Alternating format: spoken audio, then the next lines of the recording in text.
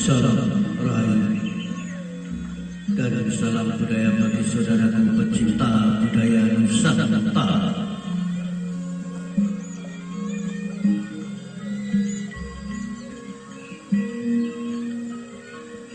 Kali ini kami akan mengangkat sebuah kisah yang ditulis oleh karya budaya bangsa.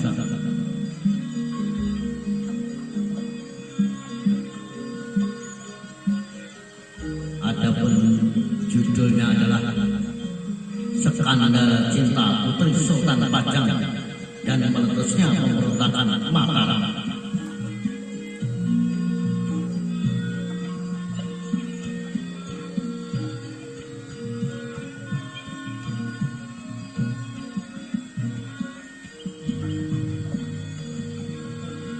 Jakatingkir atau Sultan Hadiwijaya,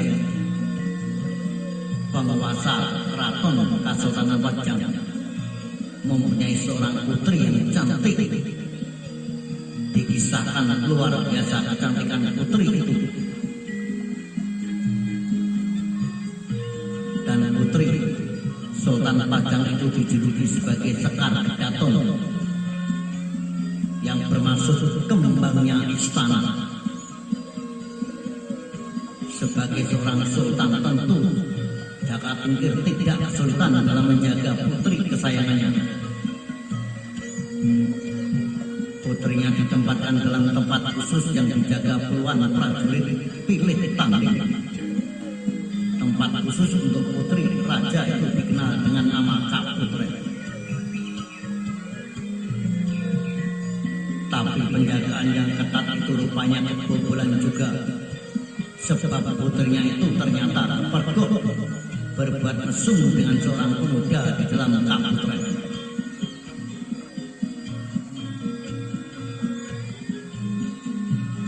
Kisah mengenai kepergoknya sang putri yang sedang berbuat mesum dengan seorang pemuda.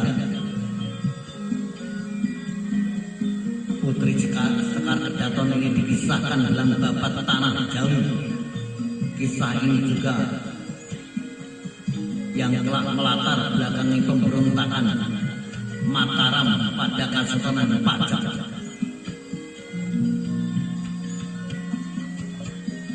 Dalam Babat Tanah Jawi disebutkan bahwa laki-laki yang nekat menyatroni Kaputren untuk menemui Sekar Kedaton itu adalah Raden Papela, anak dari Tumenggung Mayang, seorang pejabat Kesultanan Pajang yang masih kerabat dekat dengan Panembahan Senopati atau Suta Wijaya.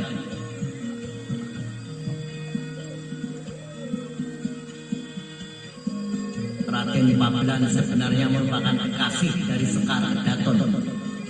Entah bagaimana kisahnya,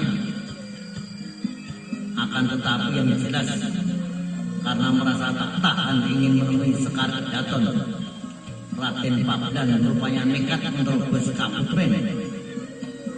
Di Kaputren keduanya dikisahkan bercung durayu sebagaimana layaknya dua insan yang dimabuk cinta.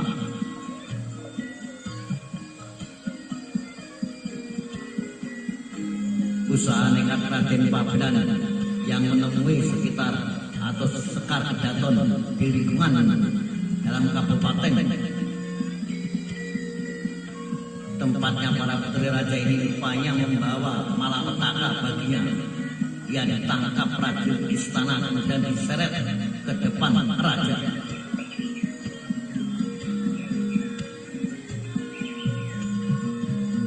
Jakatingkir begitu memuncak amarahnya selepas mendapatkan laporan mengenai kejadian itu. Apalagi ketika ia mendengar bahwa lolosnya Raden Papela ke Kaputren untuk menemui putrinya itu diduga karena bantuan Tumenggung Mayang ayahnya.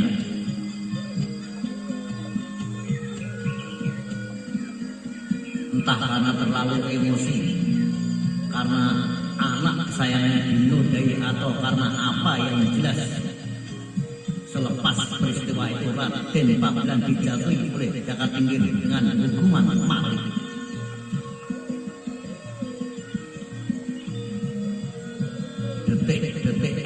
kondisi matinya Raden Pabdan ini membuat ibunda Raden Pabdan gelisah. Ia pun meminta bantuan pada kakaknya Panembahan Senopati yang kala itu sebagai Adipati Mataram agar membujuk Sultan Padang untuk membatalkan hukuman mati pada Raden Pabdan.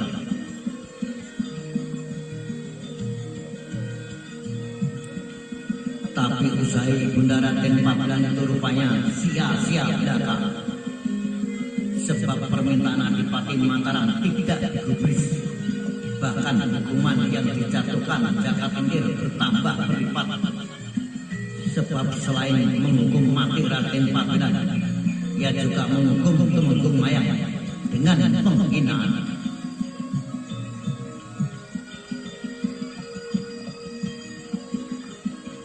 Tumenggung Mayang yang dilucuti jabatannya, dirampas kekayaannya, serta direncanakan akan dibuang bersama keluarganya ke Semarang untuk dihinakan.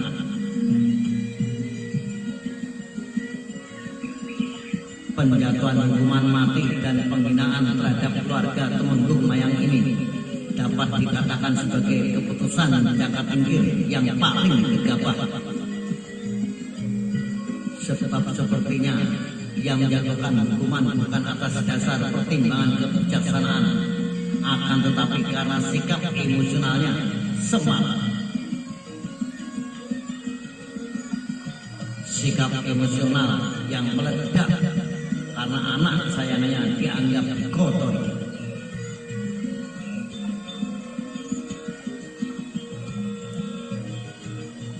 Kelak sikap gegabah Sultan Padang tersebut membuat murka Adipati Mataram atau Panembahan Senopati, hingga kemudian Mataram melakukan pemberontakan ke Kesultanan Padang. Bagi orang Mataram, kehormatan keluarga adalah segala-galanya. Alasan kehormatan itulah yang membuat orang-orang Mataram merasa termotivasi untuk segera mungkin menumbangkan Kesultanan Padang. Dalam kisah selanjutnya, Padang mampu diruntuhkan. Kadipaten Mataram kelak menggantikan Padang menjadi Kesultanan besar yang wilayahnya hampir meliputi seluruh Pulau Jawa. Nah, itulah saudara tentang peristiwa terjadinya skandal Putri Kedaton atau putri dari Sultan Padang, Sultan Budijaya atau Jaka Tingkir, dengan putra Tumenggung Mayang yang masih keponakan dari Panembahan Senopati. Sampai jumpa kembali di lain kesempatan. Salam Rahayu, salam budaya.